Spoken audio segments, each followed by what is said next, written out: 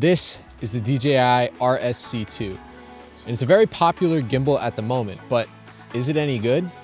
Let's find out.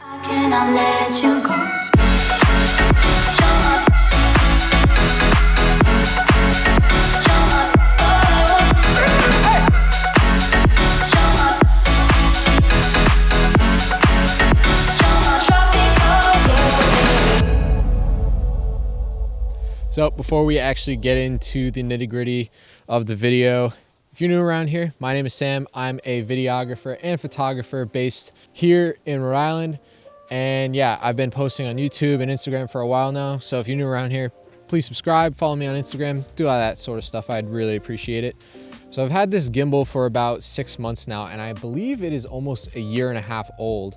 So I've put it through its paces, both with client work and personal work.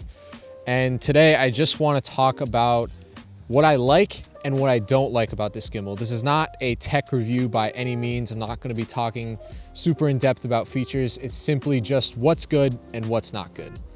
So one of the biggest pros of this gimbal is that it's very compact and small, and it packs down very easily, which is really huge for me. It's great for convenience, it's great for travel, all that sort of stuff. Even when I am working on bigger client jobs and stuff like that, you would think like having bigger gear doesn't really matter, but to me, convenience is a big thing. So that's a huge plus for this gimbal. It also has a surprisingly high payload for the size of the gimbal itself. The payload as listed by DJI is 6.6 pounds, and usually my setups don't get anywhere near that heavy, but that's impressive to know that it can hold that much weight if I need it to. Probably the biggest pro and one of the main reasons why I actually bought this gimbal is the fact that it has locking axes. So if you can see right here, I can freely move this axis right now, but then I can just lock it into place. It's not going anywhere. Same with the tilt axis. You can see it's flopping around. You can just lock it into place, not going anywhere. So clutch for transporting and all that sort of stuff. I've used my friend Nick's DJI Ronin S, the original one, and the axes do not lock on that gimbal, and bothers me. Feels like something's gonna break in the car when I'm transporting it. So the fact that these lock, huge. Now the build quality in this gimbal is also really good. I will say it's not as good as some of the higher end gimbals out there, but for the price point, they've used some decent materials here. The grip feels great.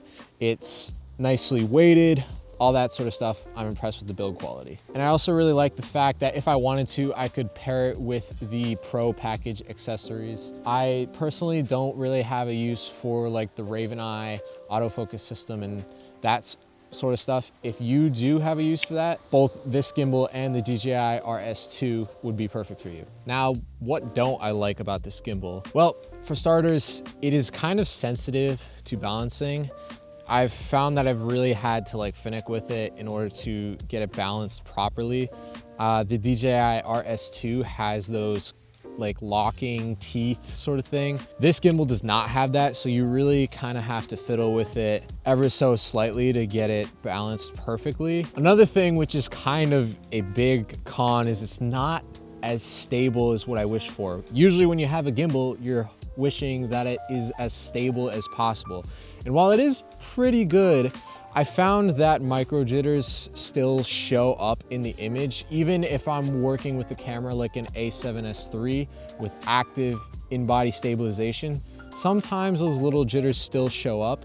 It's especially noticeable on my current setup, which is the Sony a6400 with the G Master 16-35. Neither the camera or the lens has in-body stabilization, so you really notice those micro jitters that come out of the gimbal when I have that setup on there. But I can't complain too much because it is a low priced gimbal. Not really sure what I should expect out of that. And lastly, the quick release plate that comes on here sometimes isn't the strongest. I don't have it on the gimbal right now because I actually have it on my camera, which is attached to my tripod.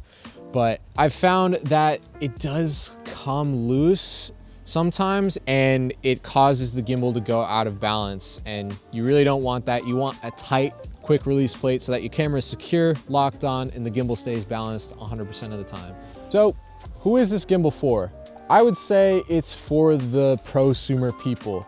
So that's kind of like myself, where I use gear for client shoots and my own personal shoots. And it's also for YouTubers who need something small and light that they can pack away easily. I wouldn't necessarily recommend it to the highest end of client videographers, just simply because there are better options out there. You will be paying more for it, but if you are shooting for client jobs, you have the budget to spend a little bit more money on a better gimbal. But what makes me the ideal person for this gimbal, and why did I actually buy it? I needed something that could support a big lens on a small camera body. As I mentioned before, I have the Sony G Master 16-35 on my camera, and my camera is a Sony a6400, so it's a big lens on a small camera. Not a lot of compact gimbals can do that very well, but the Dji Rsc2 can. Not only does it work with a medium to large size setup, it also works with very small setups. When I throw my 50mm lens on this camera,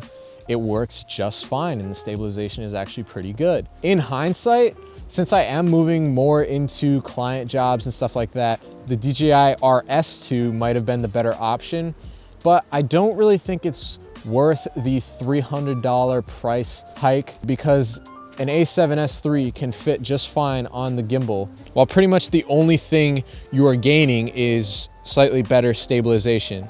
And you're losing the compact nature of the gimbal, the easy portability, all that sort of stuff when you upgrade to the RS2. So that's kind of why I sticked with the RSC2. Hopefully you found this video helpful. If you did, make sure you leave a like. I'll make sure to do more gear reviews, stuff like that if you did enjoy it. And make sure you subscribe to me, stick around, watch a few other videos while you're at it. And with that all said and done, thank you for watching, really appreciate it, and I hope to see you in another video very soon. Peace out.